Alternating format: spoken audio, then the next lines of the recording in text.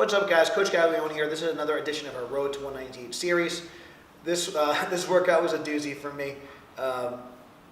If anyone that's kind of close to me knows, I got at the time of the taping of this, I was very sick this week. It's one of those things. There's a thing, I don't know if you've heard of it. I think it's called karma. And then when you kind of say something, maybe run your mouth a little bit, it always comes back to bite you. And I was kind of saying, and what ended up happening was, I mentioned in our last week's episode, we had our awards dinner early/mid-January. We had our team award dinner, which went really well. We did have a couple of people and some staff that were sick. So I think there was kind of like a stomach bug that was kind of floating around the gym. And I was kind of saying, I've been feeling really good, especially because I've been on point with my diet, my hydration, and my sleep, more or less for the last 2 years. Not to say I've been perfect, but I've definitely been on point, and it's been something I've been working very hard on. I've been really working on my health, so my energy levels and my overall, feeling and energy day to day has been pretty great, and obviously much, much better than it was when I was 340. And there's many factors that go along with that, with the diet and stuff, the nutrition, the sleep habits, the stress management, a lot of the yoga stuff I've been doing for down regulation. All those things kind of play a role. So, and just in general, whether that be through wrestling and kind of learning mental toughness, or anytime I was kind of sick, or what I felt was sick, like my mom would always kind of force me to go to school, and even if I wasn't feeling 100%, I always had that kind of hard work ethic and more mental toughness instilled in me in a young age. And not to say like if you're feeling tired, but this day and age, a lot of people kind of quit at the first sign of any negative energy, tired, any kind of little obstacle. I find, especially the younger crowd, they tend to quit as soon as there's any type of obstacle, as soon as there's any type of, even the smallest amount of adversity. And then, not to say like, not that I'm not a hoe, but like when we say back in the day, not that I want to be like, so jaded and stuff, but in general, like, the way at least I was brought up, that we always wanted to kind of persevere, especially even if we were tired, even if we were sick, we tried to do our best. So I think part of that, one of the reasons that I haven't, missed too many workouts is because I've kind of been instilled with that kind of that hard work mindset, and we're taught that consistency is really important. So anyways, back to my the karma thing. I literally said, I'm like, I never get sick. Like, I made a comment like that at the dinner, and of course, what happens the next day is I get sick. So I was kind of talking a little smack and all this stuff, and in addition to maybe I might have been poking fun at some of the vegans at the dinner, which is a whole other story, but. Whatever the case may be, I think that there was a stomach bug that was flying around, but also maybe there might have been a little karma and some divine intervention, perhaps, that caused me to get sick. But I mean, I was in rough shape, and unfortunately, like I mentioned last week, one of our coaches, Benny, he was on vacation for quite some time, and our other coach, Ron, was sick as well. And I'm pretty sure that I probably got the bug from him, because we were both coaching on that Sunday before our team awards dinner. And then, Ron was sick Sunday night. He was sick that Monday morning. And, man, I woke up. My stomach was all messed up. I was super tired. And it was also one of the days in New York, if you're on the Northeast, it was like, I think it was like -10 with the wind chill. It happened to be really cold. So Pushka, I felt really nauseous. I couldn't get any food down. I didn't eat or drink anything because my stomach was hurting so bad. I felt like really nauseous, like I was going to vomit. To make matters worse, I noticed I had what was going to be a flat tire, but it was a slow leak at the time. I tried to put air in the tire wasn't taking air. I was out in the freezing cold. And one of the things that I need to do a better job of is when you're 340 pounds, you don't notice being cold as much. When you have a lot more adipose tissue and you have those extra layers, you don't really tend to get as cold. Now that I'm a lot lighter and leaner, not carrying as much body fat, I definitely need to be a little bit more cognizant of how I dress in the cold weather. I'm definitely one of those guys that always wears shorts, and my legs still to this day don't really get too cold. I think because I carry more muscle mass in my lower body. But being out in the cold, I mean, my hands were like maybe about to get frostbite. I felt like I was going to get hypothermia. It was really, really cold that day, and I was not dressed for the occasion. So I don't think that really helped the cause since I woke up sick already. My teeth were chattering, the whole thing. So I got to the gym, and I kind of just let our team know that, hey, I'm going to keep my distance, but the show must go on. I did a very poor job, but I did my best of running through the warm-ups because even talking like made me more nauseous and like I was going to throw up. About halfway through the session, I ran to the bathroom. I did make it to the toilet and I started vomiting, so I apologize if anyone's kind of eating or whatever. So don't mean to be gross, or whatever. But I anything that was in my stomach from the night before came up. At that point, we finished the session the best we could, and everyone kind of did well. They were very understanding, and I kind of let our team know. But unfortunately, I still need to come back to work. So normally I would go home and take a break and come back. I was in such pain, my stomach was in such knots, I literally could not get back in my car, plus I was so cold. So I literally was like in a fetal position for several hours.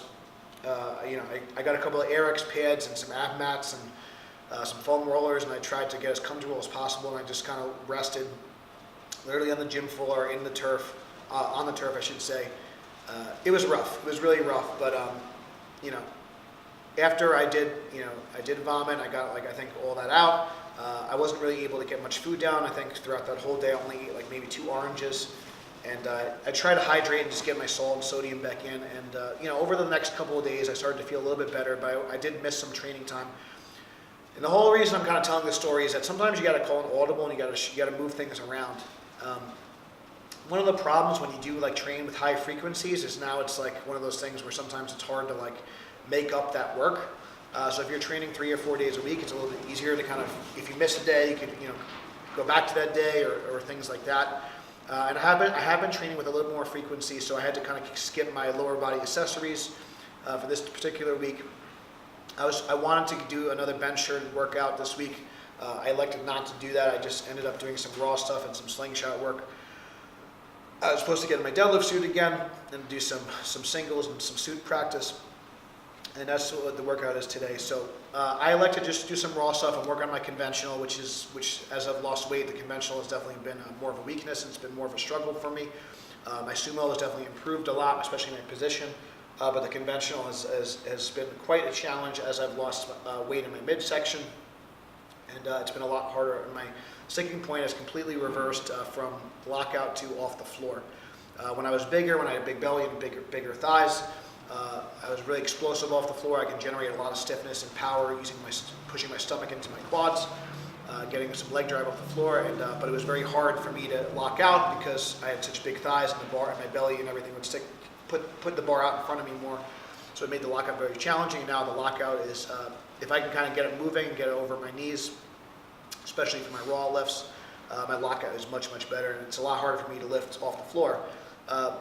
Anyway, so I had a little bit of a deadlift battle today, which was good. So I have some of my workout partners in the morning. Have been Jim Hill and Peter Quinine. Peter, he's a CrossFitter who's been working on his powerlifting as well. Great guy. Also police officer. Works really hard, and he's been getting very, very strong. So since I've been sick and all that, and of course. We had a little friendly battle today. So as we were working out, we both worked up to 495 for our last warm-up. He moved his considerably faster than me. And then he had a new personal record of 520 for 5 in a deadlift, which was awesome. So hats off to him. So of course, we had a little competition. I went second, and my first rep was a grinder that took my soul out of me, but I gutted it out, and I was able to get 4 more reps. Which is a rep PR for this training cycle, and I think it's either a 5-pound record from last cycle or it ties my best at a 5 conventional deadlift from last cycle, so I had to check my notes, but it was pretty good. I was happy. And it definitely goes to show you that even though I was under the weather, even though I was kind of overcoming that sickness, when you have good training partners and you have people pushing you, sometimes you can salvage the day. So even though I wasn't able to get my suited, I elected to take out my suited work, and I was going to do some conventional down sets after. I just elected to do my conventional work, and I kind of omitted the sumo equipped deadlift workout completely, and I just ended up doing my secondary stuff, and I just worked up a little bit heavier on my conventional work instead. So sometimes you got to roll with the punches. You got to shift some things around. So I'm going to be shifting things around quite a bit this week. I'm going to see if I feel a little bit better tomorrow. I might get in my bench shirt tomorrow. I might not. We'll see. I'm going to be coaching at the time of this taping. I'm going to be coaching a lot this weekend. So things are going to have to shift around. I'm going to have a lot of travel coming up. Going in February, I'm going to be in California and Virginia. In March, I'm going to be in upstate New York, as well as in Columbus, Ohio for the Arnold. So I have a lot of events coming up in the next 8 weeks, which is going to make things very challenging for meet prep.